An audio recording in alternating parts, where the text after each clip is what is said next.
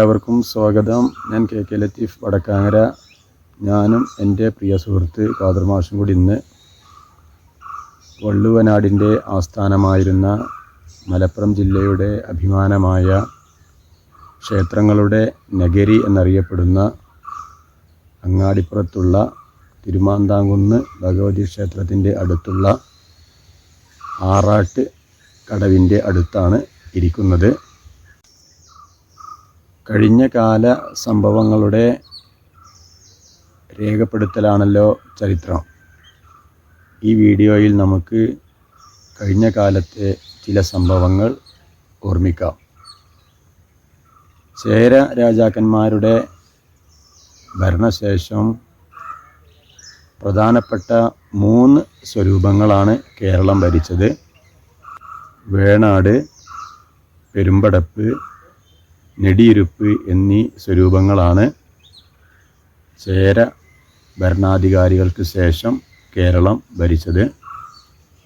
അതിൽ പെരുമ്പടപ്പ് സ്വരൂപത്തിൻ്റെ കയ്യിൽ നിന്നാണ് വള്ളുവനാട് രാജവംശത്തിന് അധികാരം ലഭിക്കുന്നത്. വള്ളുവനാട് രാജവംശം 12-ാം നൂറ്റാണ്ട് മുതൽ 18-ാം നൂറ്റാണ്ട് വരെ ഇവിടെ ഭരണം നടത്തി. വള്ളുവനാട് രാജവംശത്തിൻ്റെ 4 അതിർത്തികളായിരുന്നു. കിഴക്ക് അട്ടപ്പാടി മലകൾ മുതൽ പടിഞ്ഞാറ് പൊന്നാനി തുറമുഖം വരെയും, വടക്ക് പന്തലൂർ മല മുതൽ തെക്ക് ഭാരതപ്പുഴ വരെയുമുള്ള പ്രദേശം വള്ളുവനാട് ഭരണാധികാരികളുടെ കീഴിലായിരുന്നു. വള്ളുവനാട് രാജവംശത്തിൻ്റെ ആസ്ഥാനം അങ്ങാടിപ്പുറം ആയിരുന്നു എന്ന് പറഞ്ഞുവല്ലോ. അങ്ങാടിപ്പുറത്ത് വളരെ പ്രധാനപ്പെട്ട 3 ക്ഷേത്രങ്ങളാണുള്ളത്.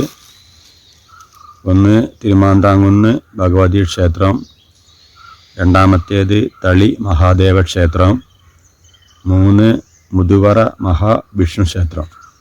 ഇതുകൂടാതെ 12 ക്ഷേത്രങ്ങൾ വേറെയും ഈ അങ്ങാടിപ്പുറത്ത് ഉണ്ട്. അതുകൊണ്ടാണ് അങ്ങാടിപ്പുറത്തിന് ക്ഷേത്രങ്ങളുടെ നഗരി എന്ന് അറിയപ്പെടുന്നത്.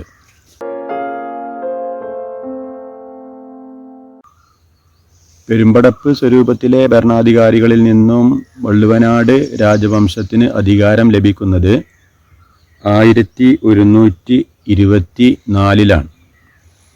1124-ലാണ് വള്ളുവനാട് രാജവംശത്തിന് അധികാരം ലഭിക്കുന്നത്. അതിനുശേഷം ഈ പ്രദേശത്തിൻ്റെ ഭരണാധികാരികൾ വള്ളുവ കോനാതിരികൾ അല്ലെങ്കിൽ വെള്ളാട്ടിരി എന്ന പേരിലാണ് അറിയപ്പെട്ടിരുന്നത്.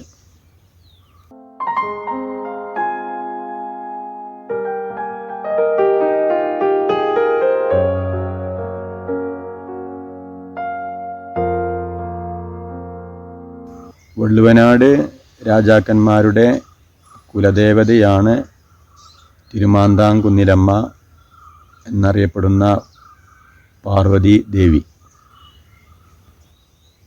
പെരുമ്പടപ്പ് സ്വരൂപം ഭരിച്ചിരുന്നത് സാമൂതിരി രാജാവായിരുന്നു. കോഴിക്കോട് ആസ്ഥാനമാക്കിയിട്ടാണ് സാമൂതിരി രാജാവ് ഭരണം നടത്തിയിരുന്നത്. ഭാരതപ്പുഴയും ഭാരതപ്പുഴയോട് ചേർന്ന നവാമുകുന്ദ ക്ഷേത്രവും വള്ളുവനാട് രാജവംശത്തിൻ്റെ കീഴിലായിരുന്നു. ഈ ഭാരതപ്പുഴയുടെ തീരത്താണ് 12 വർഷത്തിലൊരിക്കൽ നടന്നിരുന്ന മാമാങ്കം ഉണ്ടായിരുന്നത്. 12 വർഷത്തിലൊരിക്കൽ 28 ദിവസം നീണ്ടു നിൽക്കുന്ന മാമാങ്ക മഹോത്സവം കൊണ്ടാടിയിരുന്നത് ഈ ഭാരതപ്പുഴയുടെ തീരത്ത് ആയിരുന്നു.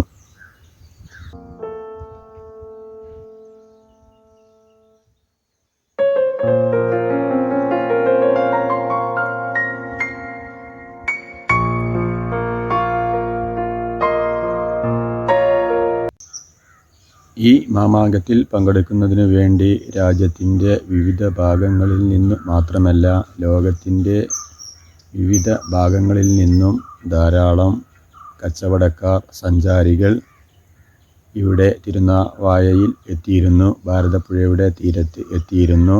ഗ്രീസ്, അറേബ്യ, ചൈന തുടങ്ങിയ രാജ്യങ്ങളിൽ നിന്നും കച്ചവടക്കാർ, സഞ്ചാരികളൊക്കെ ഇതിൽ പങ്കെടുക്കുന്നതിന് വേണ്ടി എത്തിയിരുന്നു. അങ്ങനെ വളരെ നല്ല നിലയിൽ ഈ മാമാങ്ക മഹോത്സവം വള്ളുവനാട് രാജാക്കന്മാർ നടത്തിക്കൊണ്ടുപോകുന്ന നിലപാട് നിൽക്കുന്ന സമയത്താണ് 1485 ഈ പ്രദേശം സാമൂതിരി രാജാവ് ആക്രമിച്ച് കീഴടക്കുന്നത്. ഈ ഭാരതപ്പുഴ നവാമുകുന്ദ ക്ഷേത്രം ഉൾപ്പെടുന്ന പ്രദേശം സാമൂതിരി രാജാവ് ആക്രമിച്ച് കീഴ്പ്പെടുത്തുകയും ഈ മാമാങ്കത്തിൻ്റെ അധികാരം അദ്ദേഹത്തിൻ്റെ കൈകളിൽ എത്തിച്ചേരുകയും ചെയ്തു.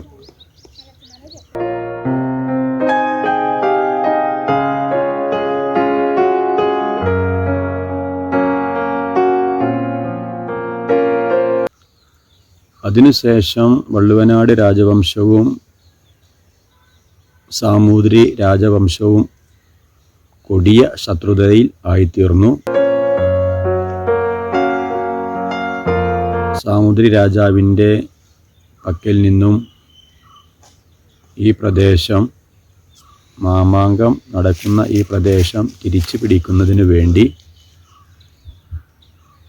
വള്ളുവനാട് രാജവംശത്തിലെ ഭരണാധികാരികൾ ചാവേറുകളെ മാമാങ്കത്തിലേക്ക് പറഞ്ഞയക്കുവാൻ തുടങ്ങി.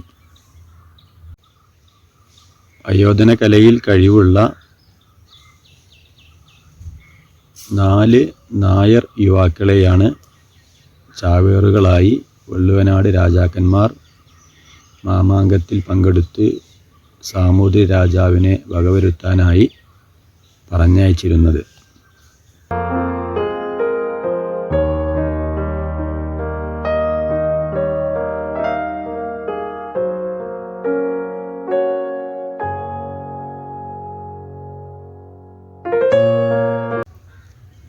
പക്ഷേ അവർക്ക് സാമൂതിരി രാജാവിനെ വകവരുത്താൻ സാധിച്ചില്ല എന്ന് മാത്രമല്ല, അവരെല്ലാവരും വീരമൃത്യു വരിക്കുകയും ചെയ്തു.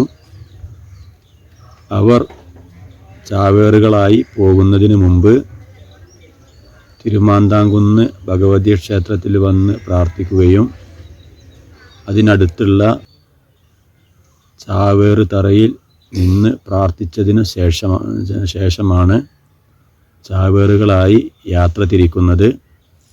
അതിൻ്റെ സ്മരണയ്ക്ക് വേണ്ടിയിട്ടാണ് ഈ ചാവേർ തറ ഇന്നും നിലനിൽക്കുന്നത്. വള്ളുവനാടിൻ്റെ അഭിമാന സംരക്ഷണത്തിന് നൂറുകണക്കിന് ചാവേർ പടയാളികൾ തിരുനാവായിലെ മാമാങ്കങ്ങളിൽ പടവെട്ടി വീരസ്വർഗം പ്രാപിച്ചു. കേരള ചരിത്രത്തിൻ്റെ താളുകളിൽ ധീരതയുടെ പര്യായങ്ങളായി മിന്നിത്തിളങ്ങുന്ന ആ ധീരദേശാഭിമാനികളുടെ ശാശ്വത സ്മരണകൾ ഈ രക്തസാക്ഷി മണ്ഡപത്തിൽ ഉറങ്ങിക്കിടക്കുന്നു. ഇതാകുന്നു ചാവേർത്തറ.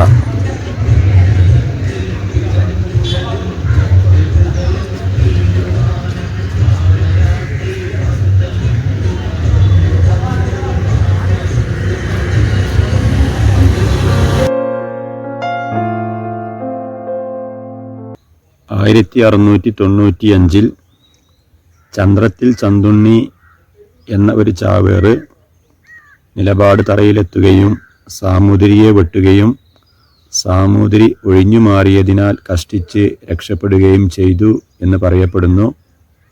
ഇത് 1695 1755 അവസാനത്തെ മാമാങ്കത്തിലാണ് എന്നും പറയപ്പെടുന്നു.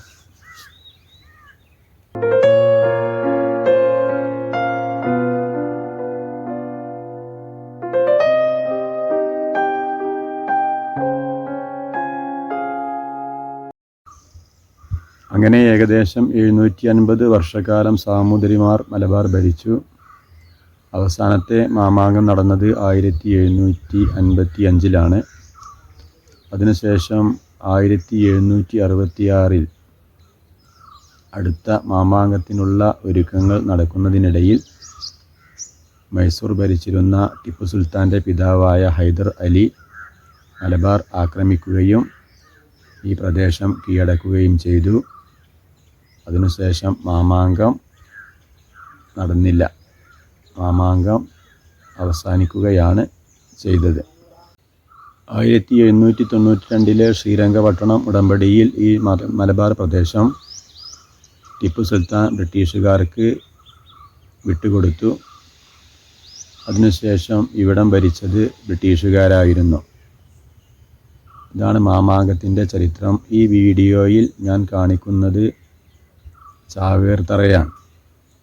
ചാവേറുകൾ മാമാങ്കത്തിന് പോകുന്നതിന് മുമ്പായി നിന്ന് പ്രാർത്ഥിച്ചിരുന്ന ചാവേർ തറയാണ് ഈ വീഡിയോയിൽ കാണിക്കുന്നത്. അതുമായി ബന്ധപ്പെട്ട ചരിത്രമാണ് ഇതുവരെ ഞാൻ പറഞ്ഞത്. ആറാട്ടുകടവിലുള്ള ഒരു പാലാട്ടോ, കരിങ്കല്ല് കൊണ്ട് നിർമ്മിച്ച ഒരു പാലം. കരിങ്കല്ലാണ്. ആ കാലഘട്ടത്തിൽ ഇത്രയും വലിയ കരിങ്കല്ല് കൊണ്ട് ഈ രീതിയിൽ ഒരു പാലം നിർമ്മിച്ചത് എങ്ങനെയെന്ന് ആലോചിക്കുമ്പോൾ നമ്മളേവരും അത്ഭുതപ്പെട്ടു പോകും. അതിൻ്റെ തൂണൊക്കെ കരിങ്കല്ലാണ്.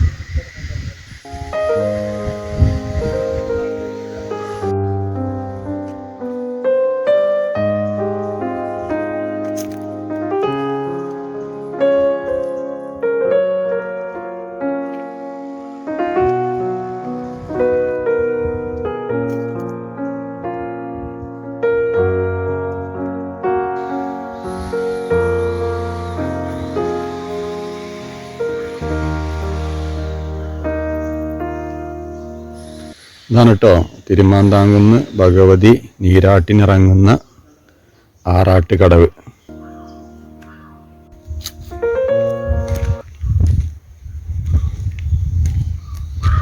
ആറാട്ടുകടവിലെ സ്റ്റെപ്പുകളൊക്കെ കരിങ്കല്ല് കൊണ്ടാണ് നിർമ്മിച്ചിട്ടുള്ളത്.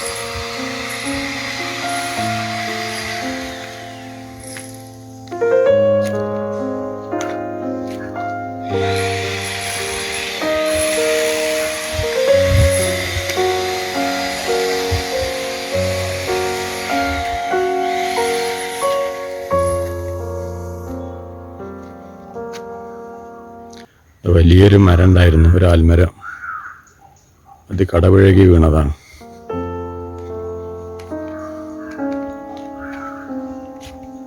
അപ്പം നമ്മളിങ്ങനെ ഈ തിരുമാന്താംകുന്ന് ഭഗവതി ക്ഷേത്രത്തിൻ്റെ വടക്കേ നടയിലൂടെ അങ്ങനെ പോവുകയാണ്.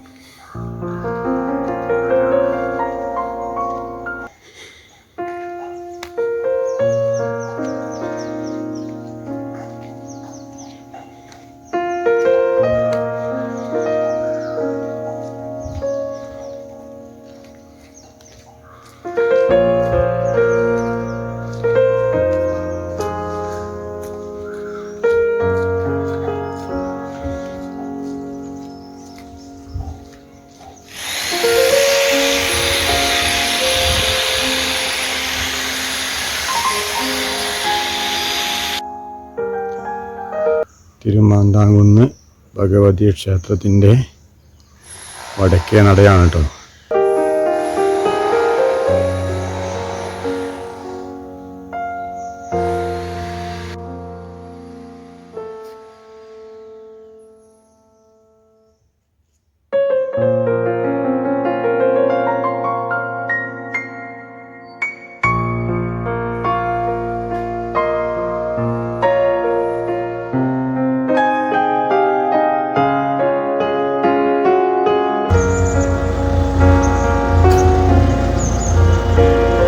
തിരുമാന്താംകുന്ന് ഭഗവതി ക്ഷേത്രത്തിൻ്റെ തെക്കേ നടയാണ്.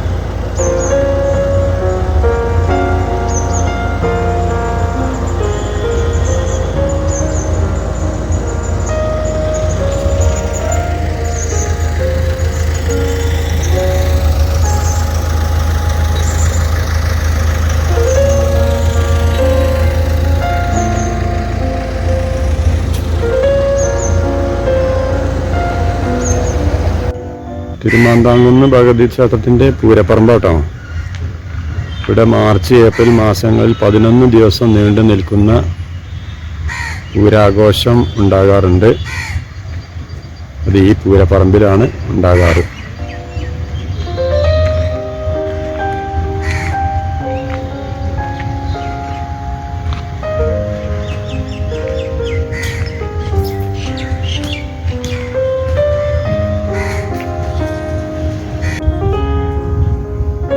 ഈ വീഡിയോ നിങ്ങൾക്കെല്ലാവർക്കും ഇഷ്ടപ്പെട്ടിട്ടുണ്ടാകും എന്ന് കരുതുന്നു. എൻ്റെ ചാനൽ സബ്സ്ക്രൈബ് ചെയ്യാത്തവർ സബ്സ്ക്രൈബ് ചെയ്യുക, സപ്പോർട്ട് ചെയ്യുക, ലൈക്ക് ചെയ്യുക, കമൻറ്റ് ചെയ്യുക. അടുത്ത ഒരു വീഡിയോയിൽ വീണ്ടും കാണാം. ഖാദർ മാഷിക്കൊപ്പം KK ലത്തീഫ്, വടക്കാങ്ങര. ബൈ.